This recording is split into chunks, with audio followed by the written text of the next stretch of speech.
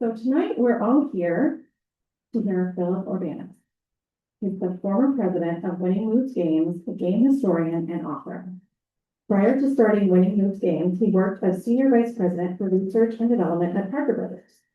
NSI, which many of you know, Parker Brothers was founded here in Salem in 1883 and was headquartered here for nearly a century. The foremost expert on the history of Monopoly, Orbanes has written several books about the board game, including Monopoly, the world's most famous game and how it got that way. And of course, his new book that we will be speaking about tonight, Monopoly Act, how top secret World War II operations used the game Monopoly to help Allied POWs escape, conceal spies, and send secret codes. So,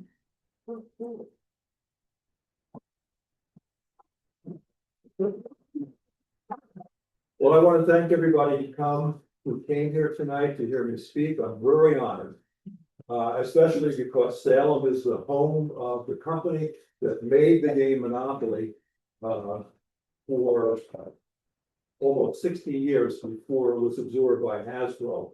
And that particular game, which I'll be demonstrating at the end of the presentation, was made here in Salem in 1943. Okay. The game board in front of it is a replica of the authentic escape version, which I'll be talking about as I go through the presentation. So without further ado, just a little bit of background to add to what Jean Maria just said. I've been in the game business my entire career as both an inventor and an executive. I had the great fortune to joined Parker Brothers in 1979, and I was quickly enlisted to become the chief judge at Monopoly tournaments. Because the company didn't have anybody in-house who knew the game. You can and a few years later, I became the senior VP of R&D and its in-house historian, which was something that I took very seriously, and I was very honored by that opportunity. And I've since written a number of books on games. And as mentioned, since 1995, I have been associated with a new company that originally had been in Danvers for many years called Winning Moves Games, which is actually kind of like Parker Brothers 2. We have an affiliation with Hasbro that owns the Parker Brothers titles, and Winning Moves, among its many games, issues reproductions of the authentic versions of games like Sorry and Boggle and Risk, Careers, and Monopoly. So that's who I am.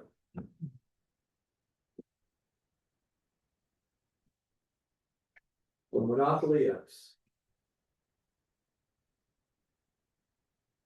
This was perhaps the best kept secret of World War II. And I'll explain as we go through why that's such a valid statement. Fortunately, I had the good fortune to find 5 men who lived it or whose father lived it. And they were very instrumental in my ability to tell the story.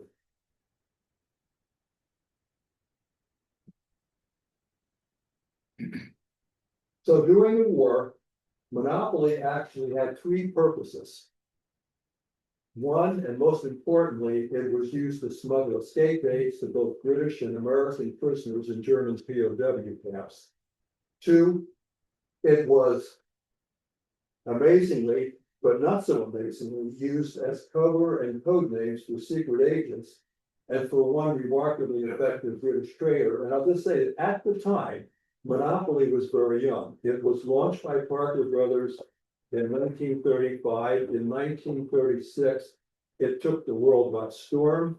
Parker Brothers sold every copy they could make, which was about 1.8 million. It was a record in those days. And it was very quickly licensed to both the United Kingdom and to Europe. And so the vernacular of Monopoly, whether it was the name of the tokens or go to jail, do not pass go, etc., was just as much in vogue then as, let's say, Star Wars was in maybe 1977 and 78. It was the cultural phenomenon. And that explains why it was a popular item to use in espionage. Everybody knew it on both sides of the Atlantic.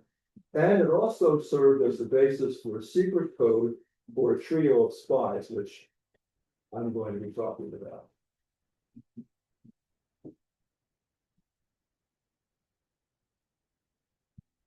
So this is a peek of what it looked like inside when loaded with escape bays.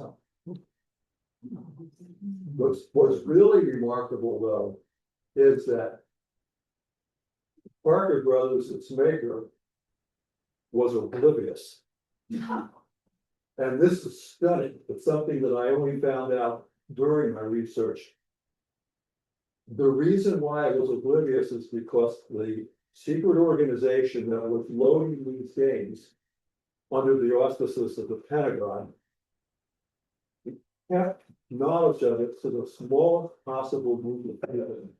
So rather than have Parker Brothers do all the work to load the escape bays inside the game board, which by the way is quite the contrast to the English company that was doing the light loading. The secret organization actually hired chemists to reverse engineer, if you will, and develop a solvent to be able to lift the label and then do all the work to carve the compartments and put the label back in place. So that's the extent of the secrecy.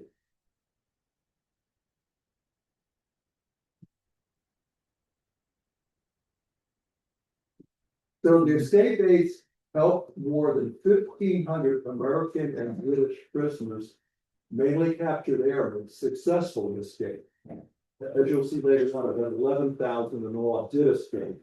But that's how many actually made it home to England. The first escape proved to be the most important and the most gripping, and it's with this escape that I open the story. And it took place from Colgate's Castle, right around the time of Pearl Harbor. And it was by these two men, Harry Neve, who would go on to greatness, and an accomplice, Tony Lutain, who was a Dutchman and who knew flawless German. And they were dressed as German officers thanks to the tailors in the camp. And they escaped the castle literally by walking through the front entrance. Neve could speak German and understand it, but his handicap was he had a British accent. So Lutain did most of the talking. It was bitterly cold. The escape had been planned around Pearl Harbor, but they actually pulled it off in January. Their plan was to go all the way from literally the Polish border, which is where Poland is, to the Swiss border. They were armed with a number of escape bays, but they had no idea they had gotten into the camp inside a monopoly board. That was another part of the secret. The only person in the camp who knew the origin of the escape bays, and most came through monopoly, but some came in shaving brushes or phonograph records, things of that nature. The only person who knew was the head of security. Every camp had one such man, and he didn't even disclose that he was doing to the POW who was in charge of the POWs. And their plan was, as you can see the map, that they had to get from near the Polish border all the way down to the Swiss border. And their intent was to take a local train to Leipzig and then an express train to Ulm, and to make one or two more changes and get to Sinjen on the Swiss border. However, complications arose, as they always do. So once they got out of the camp, they shed their German uniforms, and underneath they were dressed as Dutch electrical workers. And another fact that many people don't know, in fact, I didn't really appreciate it fully, is that by 1942, all young German males were obviously in the military, and in order to man the factories, they impounded French and Dutch workers from their home country and sent them to factories in Germany.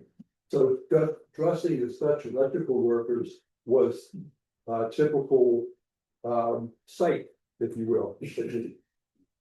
So they stayed all night near a train station a few miles away, and then jumped on a local in the morning and got to Leipzig. But they found out that the express train to Ulm, which was their first destination, didn't leave until 9 at night. So they literally had to hide in plain sight all day. When they finally got on the train that night, a German SS officer invited them to sit in his compartment because his compatriots had not come. And so there they were, they were sitting right across from the dreaded enemy. And, but because Lieutenant could speak as well as he could, the officer was put at ease. When they got to Ulm, this, or not this woman, but a woman like her who was an inspector, did not like the looks of their work permits, which had been meticulously hand lettered back in the POW camp. So she didn't let them go any further, and they literally had to find a way to escape and walk for hours to another train station, which fortunately they were able to find because they had a map with them that had come in through Monopoly. So they found an alternative. Exhausted, and there's a lot that happened where they finally got to Stokach and several miles from the Swiss border, and then they walked and were accosted first by woodcutters. They fled into a woods, and amazingly, they came across an abandoned beekeeper's hut where they were able to collapse inside, get some sleep, change clothes again. And eventually they were back on the road accosted by Hitler Youth, of which there were 10 million. And one of the assignments of the Hitler Youth were whenever a POW escaped, they were alerted all over the country to look for the POWs. But because of the outfits they were wearing and the command of German, they managed to outfox the Hitler Youth. And they finally got to the Swiss border, dashed across to safety. They figured they had to do this within 72 hours, and they did. So, having gotten to Switzerland, Neve went to the British Embassy in Zurich, and of course, Lieutenant had a different problem. This country had been overrun by the Germans by that point. So, I don't really know what happened to Lieutenant after he got to the Dutch consulate, but Neve is the focal point here. It took months to arrange this transfer by means of an escape line, and I'll be talking more about them, to get him across to Spain and then to Gibraltar. He finally got to Scotland in May. Remember, he left it where he fled in January. But when he got there, he was immediately summoned to the Grand Hotel in London, and he was recruited to join the top secret escape organization known as MI9. This is what he looked like there. MI9 was the section of British military intelligence responsible for helping POWs like me. So because Neve successfully escaped, the commander of MI9, Norman Crocker, thought he would be ideal for a newly created position, and he recruited Neve to run a group called Room 900. And their mission would be to organize fund support and especially this fund, the escape lines like the one that had secured his freedom. And this Neve would do throughout the war, and rather amazingly so. The reason why MI9 was such an important endeavor by the British is because when the British Royal Army evacuated Dunkirk, they had to leave behind the rear guard, and that was about 40,000 soldiers. Neve was among them. And in addition, they started bombing Germany at night and losing a lot of planes and crewmen who ended up in POW camps. So the British, well before the Americans, had to confront how do we help our POWs. And it so happened that this gentleman right here, Christopher Clayton Hudson, figured out that monopoly would be a great means to get escape aids in the camp. Now, in addition to this, he was already procuring silk maps that every British airman had sewn into a uniform. Silk maps would be of France or Germany, depending on where the fleet was going. And he also created any number of escape aids that they could carry on their person to evade the Germans and hopefully avoid capture. So he was quite the character, and it's noted there he became the inspiration for Q in Ian Fleming's James Bond. That was the original. Here are some of the things that typically would be hidden inside a monopoly board. We would have identity papers, a silk map, and I'll explain why silk in a moment.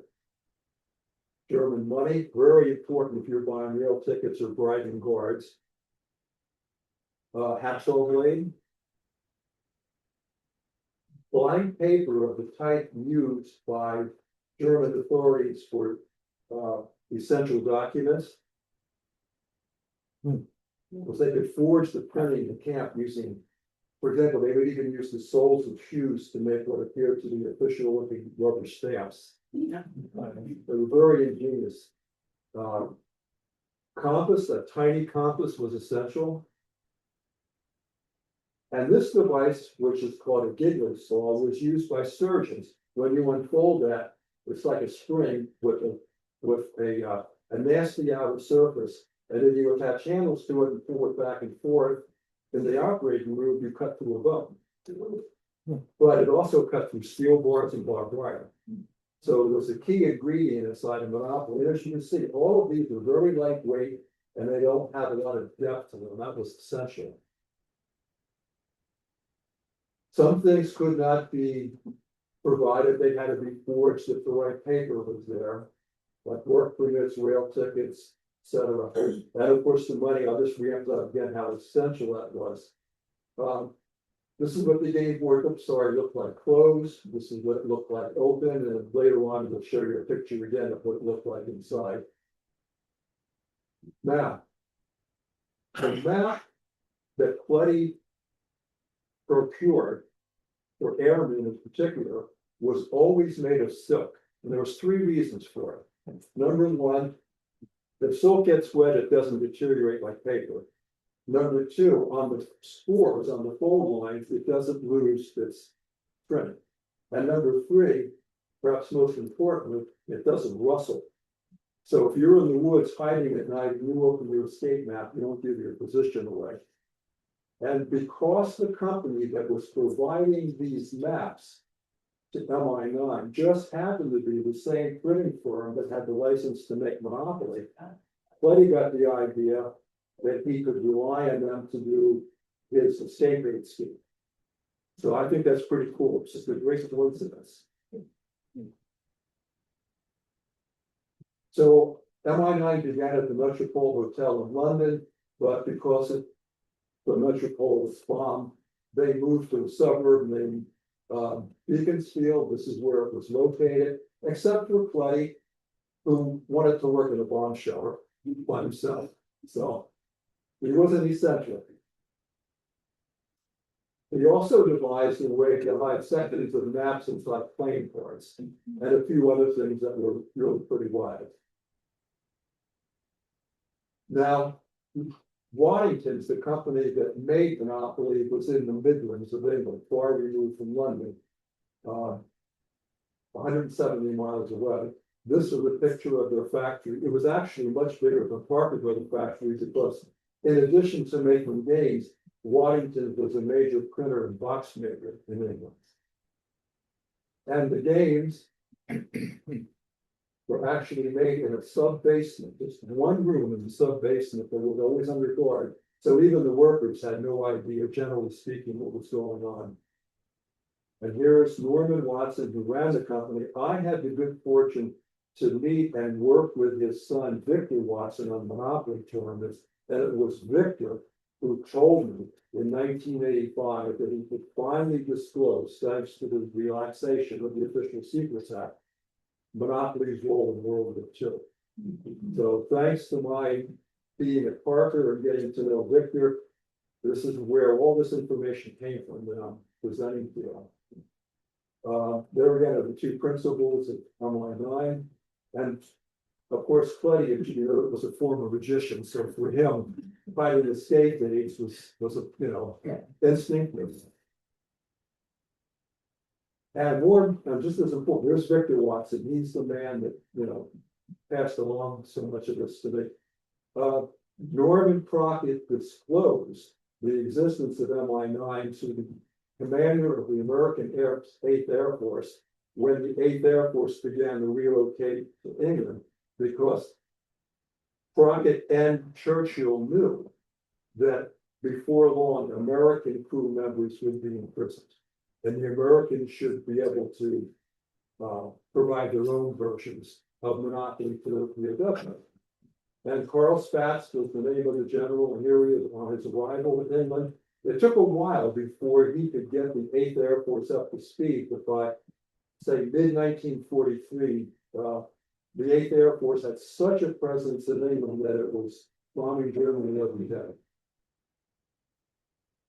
And as a result, Spaatz took the knowledge of MI9 back to the Pentagon, and they created the counterpart at Fort Hunt, which at one point had been part of the Mount Vernon estate. This is, you know, south of Washington. And it was named MIS-X, which stands for Military Intelligence Section X. And there was actually a bigger effort in time than what, you know, the British had put forth. It was commanded by Wilbur Winfrey, and in these two buildings, these two innocuous buildings on Fort Hunt. This one was used to decode messages, which I'm going to get into, with POWs, and this is where they loaded the games. Officially, this organization did not exist. Only a few officers at the Pentagon knew of it, and the decision was made never to tell the president and Congress, because they were known for leaking. And all it would take, think about it, as good as this operation was, if just one item of suspicion reached the ears of the Germans, that was it. Because then they would have inspected and ripped open every monopoly board that came into camp.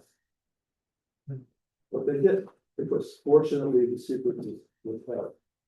Now, where did the name come from? Folks, no, go backwards.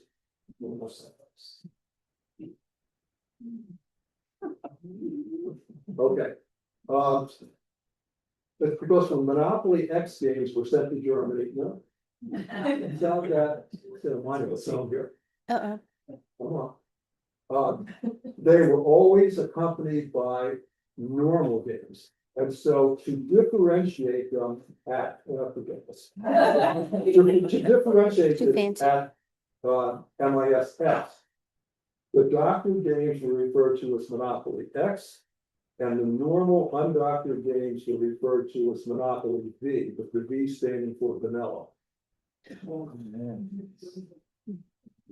So the first U.S. airman to successfully escape was Lee Shorty Gordon, and he was accompanied by a British sabotage agent who would disguise himself as an RAF crew member to avoid being executed. Because if you were an airman shot down, you were sent to a POW camp, you know, theoretically for the rest of the war.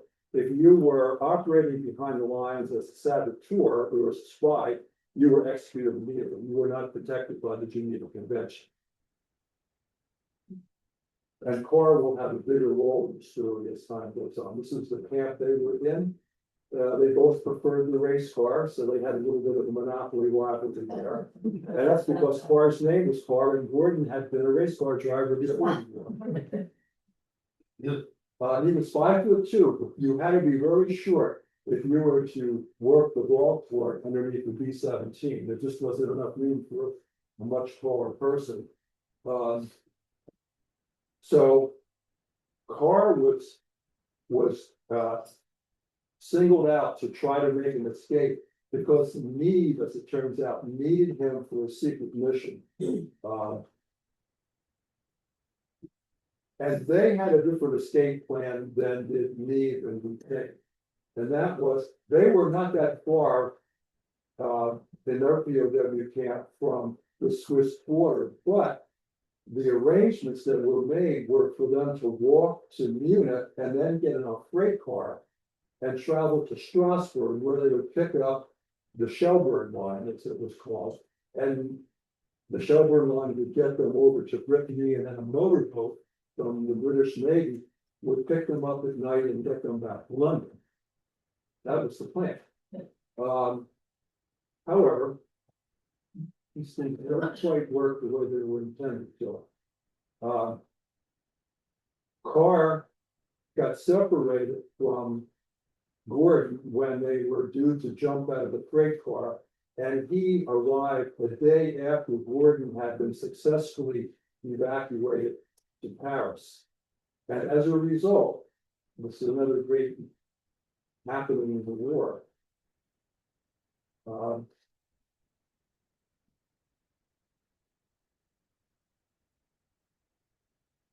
They both had to rendezvous with a waitress who was on the escape lines, if you will, at a restaurant in Strasbourg. Now, Strasbourg is a border province between France and Germany. It has gone back and forth in ownership between France and Germany at least 3 times. The citizens there were a blend of both Germans and French, so it was a great place for the Shelburne line to set up a terminal to pick up, POWs who were fleeing Germany. And by the way, since Gordon got home successfully, he was lauded as the first successful American POW, just as Neve was for the British. And he sold a lot of earbuds for America by going around, to different cities and letting people see who he was and hear his story. This lady, whose great mystery, was the waitress. She was destined to do a lot more during the war, and as it turned out, she fell in love with Clark.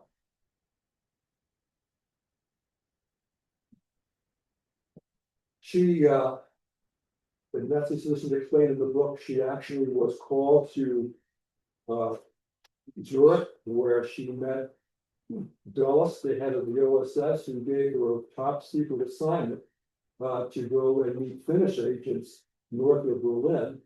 The message was hidden under her false finger mask that they put on at OSS headquarters. And I don't mention it here, but the message that she delivered by way of the Finnish partners, if you will, was one that was very disturbing, namely that one of her friends in America had found out that there were 3 spies in the White House. And Dulles, of course, being isolated in Switzerland at that point, had to find a way to get that word back to his commander in the US. And that's where the fingernails came in. Here's Dulles. You may remember that he also became the first head of the CIA when the CIA was created by Truman. And he was sent to this home, this very stately home in Zurich, as a representative of the president. So he never acknowledged, nor did anybody acknowledge, that he was a spy master, but that was his real role. This man, Jim Pinter, who I mentioned in the book, became a friend of mine at Parker. He worked as a chemical engineer salesman for the company that made the Nerf balls. In those days, Parker didn't have the equipment to make Nerf. And I got to know Jim. He was Hungarian, and he told me these fascinating stories of his father's role during the war with IG Farben. IG Farben was the nasty German chemical company that made all the poisons to execute, the Holocaust victims. IG Farben was the largest chemical company in Europe at that time. And Jim's father owned a chemical company in Budapest that had to work with IG Farben. And it's some of the stories that he told me about his father, and especially outfoxing these SS troops one day, it's just mind-boggling. Now, the escape lines, these were organized by patriotic French and Belgian individuals. Each was known by an imaginative name. And the first three, well, it was Harry Neve's job to help them, as I mentioned earlier. And mainly women manned the escape line, and that makes a lot of sense because the men were elsewhere. So young women risked their lives to help POWs that had escaped to get, and almost always they had first get them to Paris, and then, which was under German occupation, of course, and then get them to the Spanish border. The three main lines covered all of France, and their names were the Shelburne line, which was run by two Canadians, and its mission was to pick up POWs in Strasbourg, get them to Brittany, and then on the motorboat that I mentioned to London. The second line run by a heroic Belgian lady named Dede, that was her nickname, ran from Brussels down to the western coast of the Pyrenees in Spain. And the third line, called the Garo or Packet line, ran from Marseille to the eastern coast of the Pyrenees.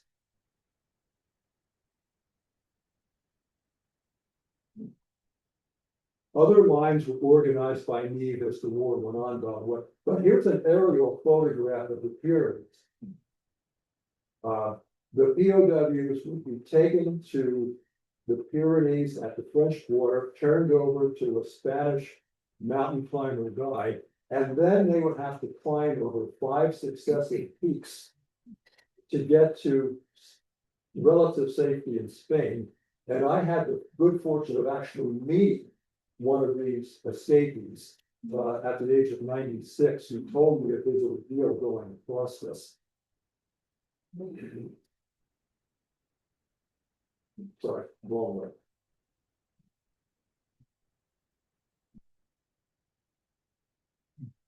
And now we come to probably one of the most unexpected parts of the story, and that is the monopoly trader. This man, Harold Cole.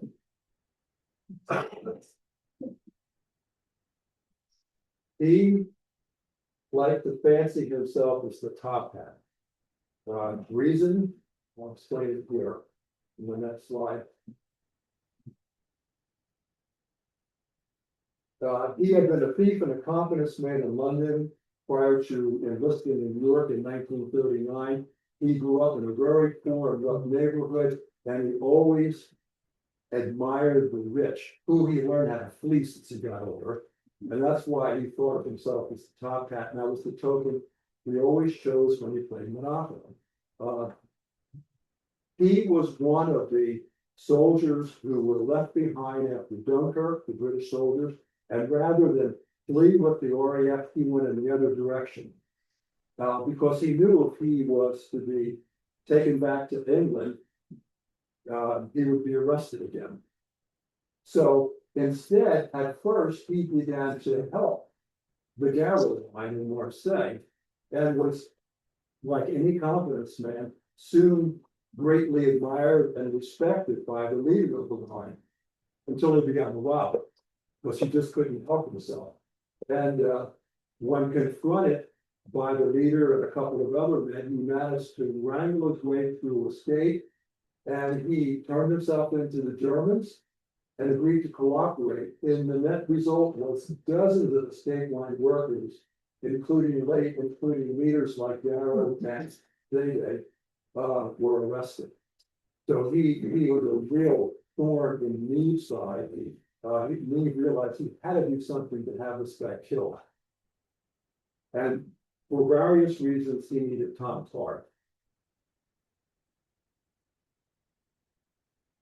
And so there's the pictures. So Cole became closely guarded by this man, Joseph Kuiper, who was a leading SS officer in this building in Paris, on Avenue Foch. There's some curious stories about what went on here, but Cole was bivouacker, if you will, housed on the top floor in Compton. Because obviously, he was a great source of aid to the Germans. And again, he's constantly changing his appearance. It was actually Norman Watson who first learned of him. Carr was sent by Meade to ambush Cole when he came out for his normal walk at 10 in the morning. He was always escorted, but the belief was that Carr could get a clean shot, kill Cole, and then escape into the French subways. But it didn't quite work out.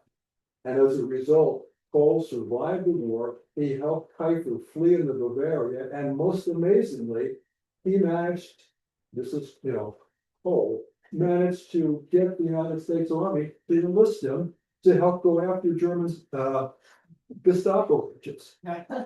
So he worked for 3 different armies during the war and survived the entire war. He actually was captured twice more and escaped both times.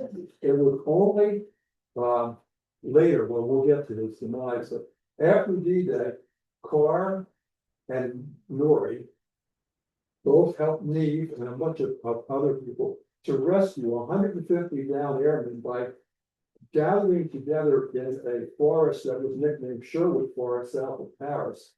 And Neve, as soon as possible, after D-Day, led a relief expedition to save all these people. And for many years thereafter, they held reunions. So Neve was a really good, hero during the war, and it all began because Monopoly helped us escape.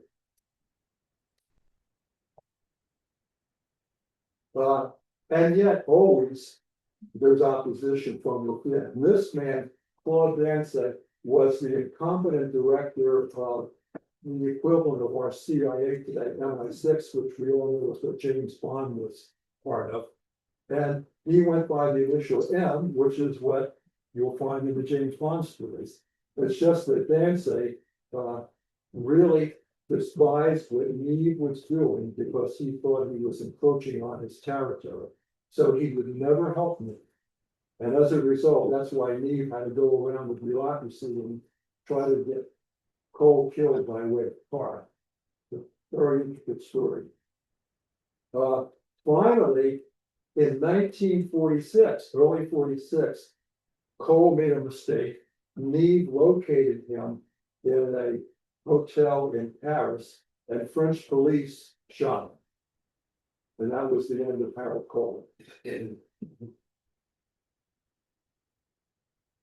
This gentleman, Hal Clem, I had the good fortune of meeting when I worked with Troy in New York prior to coming up here to work.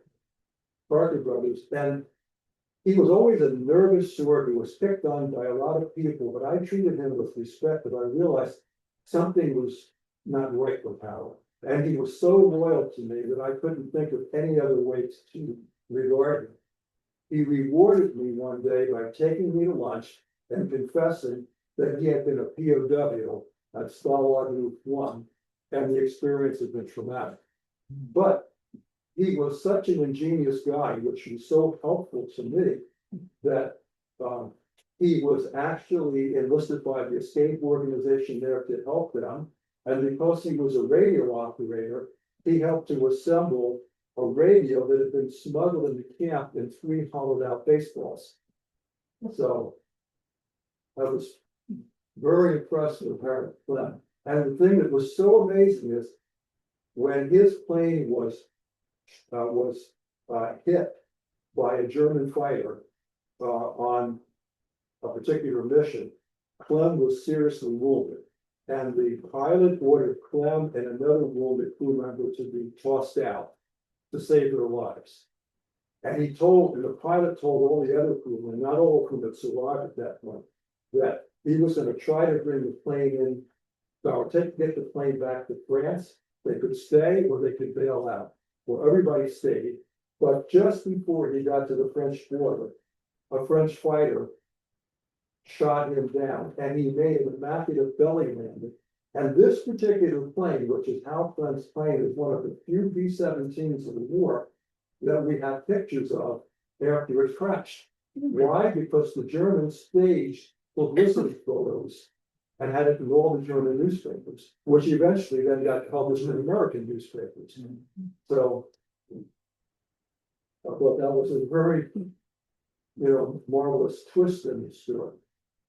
And this also leads to this remarkable German named Hans Scharf.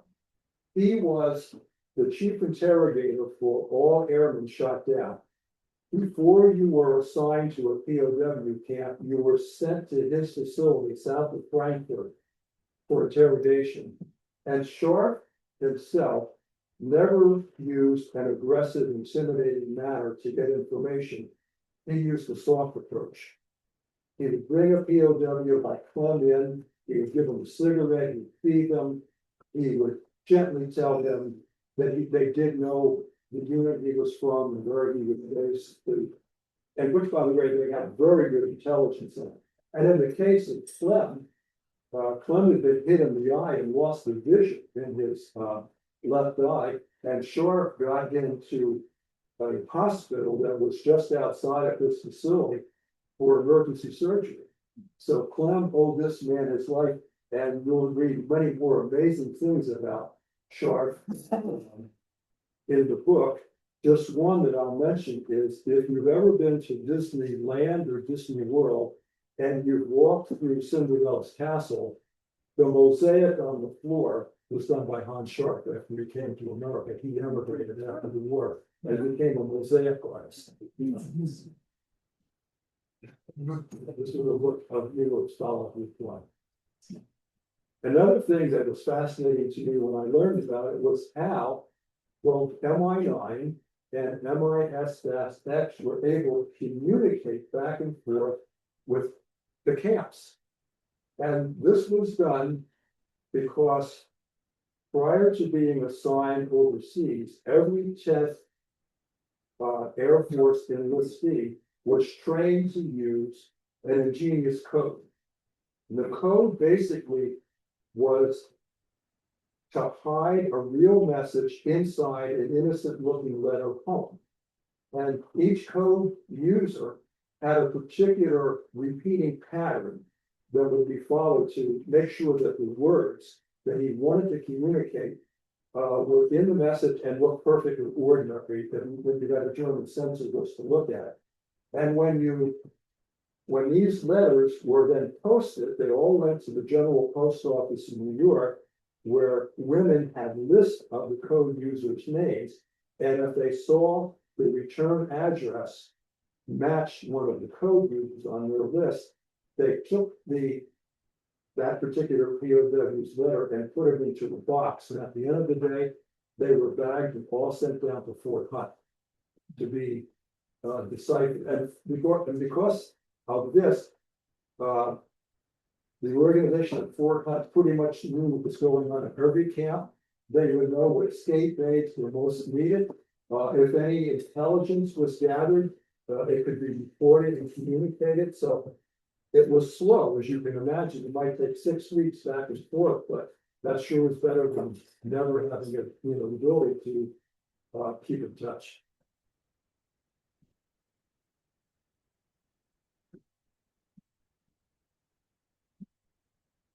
So the final score.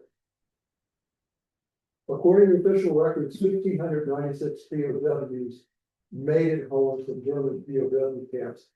And Monopoly likely aided the majority of these. And by the way, if you managed to get home from a POW camp, you were said to have hit a home run. So that's how many home runs we had. And all about 16,000 escaped at one point. And in addition, 5,000 airmen evaded capture on the ground in the state, never having to go to a POW camp. But this is the most sobering statistic. For every successful escaper or evader, one escape line worker was killed by the Germans. So if you were one of the young people, especially the women, you had to be very brave to undertake rescue. Now, the Monopoly Act secret endured for 40 years. It was not revealed in part until 1985, when I was at Parker Brothers and Victor Watson came in one summer day for his annual business meeting, just bursting with excitement, as finally he could tell his father's story.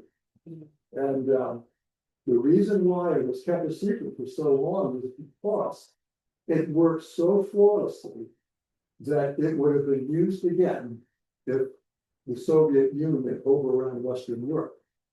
So, yes, the entirety of MIS-X and MI9 is literally burned and leveled to the ground. So there are no records. It just, as I pointed out, it was just that I got to know men who knew it personally. Meade went on to serve in Parliament. He wrote books about his experiences, including his escapes, but they were heavily censored. He couldn't even mention Claude Dancey by name, because Dancey was such a controversial figure. He could never reveal that monopoly was the means for his state base. And regrettably, he was assassinated by the IRA after he got into Parliament. And he died 6 years before he would have been able to talk. So it's a shame that we don't have him or have his recollections. And now we come to the last part, the Monopoly Secret Code. And this particular ingenious technique of communicating with the dissident KGB agent in Moscow was conceived by these two, at the time, very famous bridge authorities. Waldemar von Zedlitz, who was living in New York on Park Avenue, and I knew and worked with him, which is how I got this part of the story. And Eli Culberton, who was very famous in those days for his popularization of contract bridge across the country. Both of them were kind of put out when Monopoly took over as the most popular game, but they realized that they could use the Monopoly board as a means of sending messages. And I'll show you how they did it. Culberton was a Georgian from Russia. He had a childhood friend who was at that time working for the KGB in London, in Moscow, and who literally hated Stalin and communism and what they were doing to his family and friends back in Georgia. So that's why he was providing information to von Zedlitz and Culberton. And all of this was confirmed, by the way, in 1991, so it's not just conjecture. There's the Lubyanka, that's where the KGB had its headquarters. So this code, all secret codes require, if they're not done by a machine, they all require something called a keyword. And a keyword is a series of random letters that you convert to numbers, and you add the numbers to the numerical equivalent of every real letter in a message. And what you end up with, to the eyes of a would-be snooper, is gibberish. But of course, the recipient on the other side knows the keyword and can subtract it out. That's the basic idea. Well, the keyword, which I said starts with letters, was ingeniously composed each time at random by extracting letters from the names on the Monopoly board. So, for example, this code is called the 345 code, and the recipient would know the number of the code. And the way it worked was every third space on the Monopoly board had one letter that, and in fact, it was always the fourth letter on that space that would be part of the code, and the 5 said there's 5 letters in the whole code. Now, it could be 7 or 8 or 4, and you could have, up to 6 as the location or 6 as the spacing. So you had an infinite variety of keywords that you could form using a Monopoly board. So I pretty much explain how this works. Pass it. In this case, the message was Duggan was a spy, and he was one of the spies identified during the war, and who it's a whole amazing story about Lawrence Duggan, which takes place after the war. Anyways, this was a real message, and this is what it said.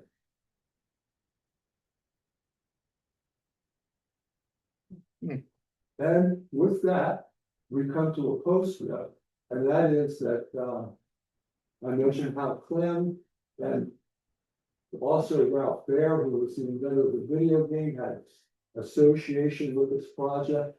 Jim Pinter, whose father actually helped with OSS, as a waste station in Budapest. Victor Watson, who I gave a lot of credit to, of course, Baltimore on Zeddies. And by the way, Nuri was given the code name NORI, which is iron spelled backwards, because she was also a big monopoly player. She didn't know what it meant because in France, where she was from, they didn't have metal tokens like we have here. They had just colored plastic pieces. So there was a perfect name for her, because she had no idea that that was there was symbolism behind it. She just accepted her code name as it, was presented to her. And she also, by the way, I didn't mean to jump past it so quickly, but here's Ralph with me, and this is where he works inside of NY9. Nuri actually had to kill a Gestapo officer who was about to rape her on her way to see Bellis. So it was quite the character. And this is what it looks like inside. The game board is right here. And afterward, I'm going to lift it up so you can see exactly the same thing in person that you see on screen.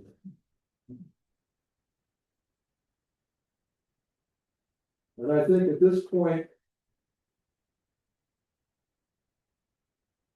I've said enough.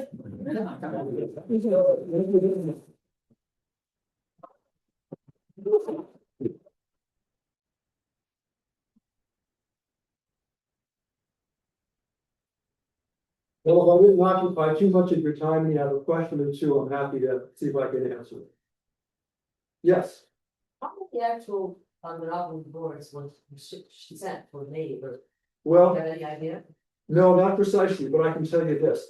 Parker Brothers, who never knew that monopoly games in the States were being doctored down in Virginia, was sort of amused during the war because the sales of monopoly in the Washington area were steady all year long. They didn't have the seasonal dip to them, and they could never figure out. Yeah, but the answer is probably, maybe upwards of 1,000. So I'm guessing by 1942, Russians, Germans, everybody played Monopoly, right? Not Russians. Not Russians, oh, okay. In fact, it was banned, Monopoly was banned behind the Iron Curtain until 91 when the wall came down. Capitalism. Yeah, capitalism. They did not have access to a capitalism. I actually had a Russian version of Monopoly. And instead of stressing, conglomerating properties and charging higher rents, it emphasized saving. And it was dull as you can imagine.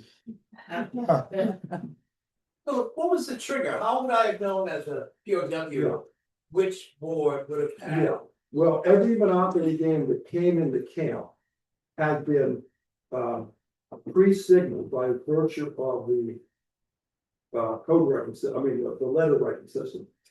Inside the camp, there were two principal POW leaders. One was called Big X. Big X was the highest ranked officer. He was in charge of all the POW activities. He organized, teams for laundry and for scrounging for food, whatever it might be. He was in charge of the camp, but separate from him and in no way communicating with him was the chief of security. His name was Big Y. Big Y alone would open all of the Monopoly games when they were brought to him in his barracks. And he would open the game and look for a tiny dot on one of the spaces of the board. And that said to him, this game is doctored. And then he would send the undoctored game, the Monopoly V games, he would send them into the camp library so they could be, used and played by the POWs. He would open the board, extract the escape aids, hide them in a compartment in the wall, and then burn the board in the camp stove, in the barracks stove in his room. because you could not have any evidence left behind of the use of the monopoly game. What if all, was it the Swiss Red Cross or how were these? No. That's something that I mistakenly thought too, that the Red Cross was the means of getting the games in the camp. But they couldn't risk that because the Germans did not provide enough food to the POWs to sustain them. The Red Cross made up the difference. So the last thing that MI9 or MISX wanted to do was to give the Germans reason not to deliver Red Cross packages. So they purposely avoided using the Red Cross. Instead, they made up fictitious charities. And they had the charities send the names in. And by the way, every charity, just in case the German spies would check, had a real address. I mean, it wasn't like they just created something out of thin air. They looked for all intents and purposes that these fictitious agencies did exist. They would just carry the games in. No, the games would arrive either in Switzerland or in Sweden as part of large shipments of packages from home to the inmates of POW camps. They would all arrive at the local train station eventually and be carted back to the POW camp, where they had to go through inspection tables in a building called the Vorlauf. And their German censors would go through every item that they thought might house escape bits. And by the way, sometimes they found them shaving brushes and particular other household items that were not as suspicious as Monopoly. So why was Monopoly such a success? There's two reasons for it. The first was Germany is a game playing culture. They have always taken games seriously, and they regarded games coming into camp as being very meaningful. And secondly, they thought of games as diversions. That if you're playing a game like Monopoly, you're not thinking about escape. So they would play the game in inspection of games as a result. Okay, I'm sorry. You were talking about at the beginning of the lecture about a solvent, like to detach the. Yeah. Oh, I'm sorry if I missed that. What was the Well, process? MISX would send in Mufti some of the personnel into the local area to buy normal Monopoly games. Then they would bring them home back to the facility, and in the laboratory, this solvent, which they had developed, would be used to loosen the game board later.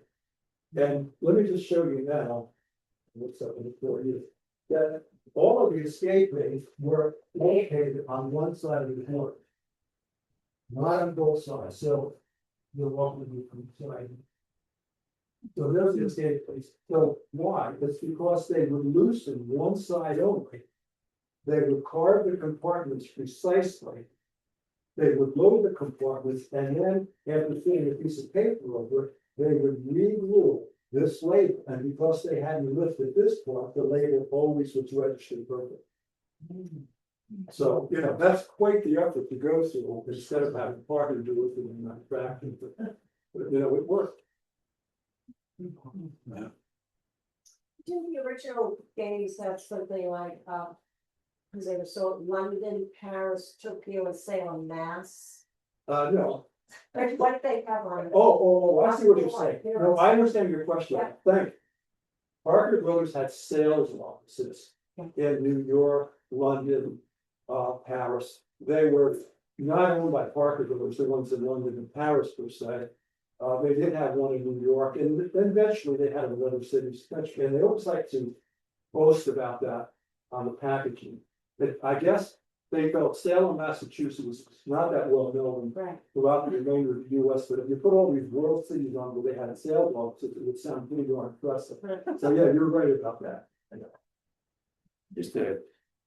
They make Monopoly for like every city in the country or something. How many different monopolies like that exist today? Well, there's official licensed monopoly and there's unofficial monopoly games. anybody can make a game called Monopoly, some, you know, like Salem Monopoly. But you can't make Salem Monopoly, because Monopoly is a trademark owned by Hasbro.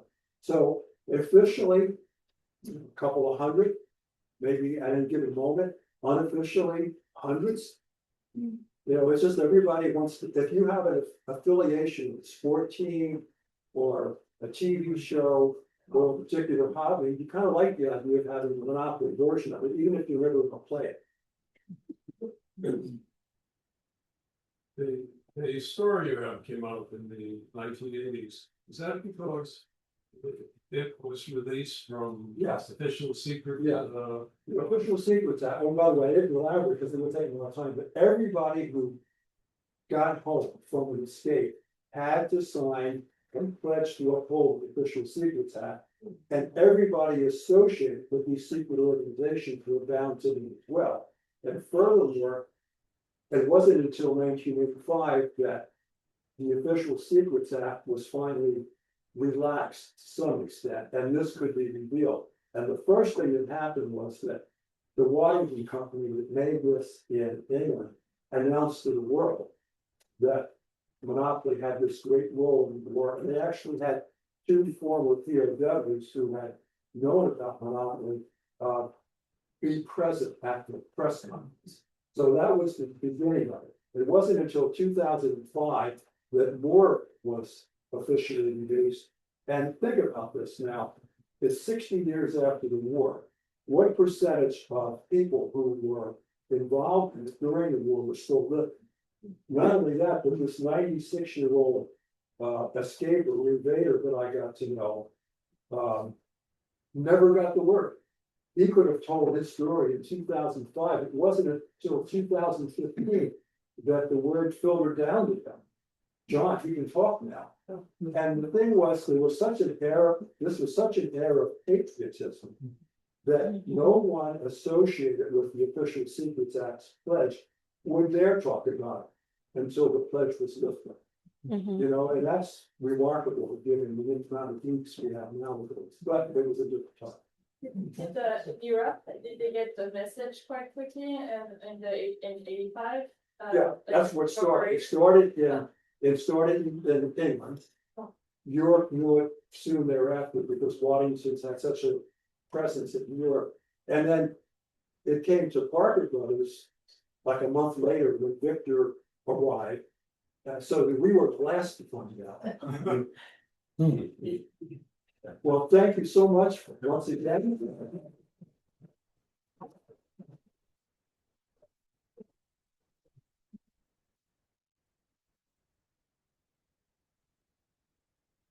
Everybody, by the book. You have more questions for Philip, you can come. Would you like to sit at this table? Yeah, why don't you can put you right there and then I'm sure people wanna come up and see the game too. Yes. I'll bring them So here. what I have here, when you come up, you can look at the inside of the board. This is just the outside, but then it's perfect. So this is a reproduction of the steel flat. Here we can actually handle the steel compass, which is down in the way. And I'll take this out here. You can feel this to feel the authentic. So this is, and this is the effect.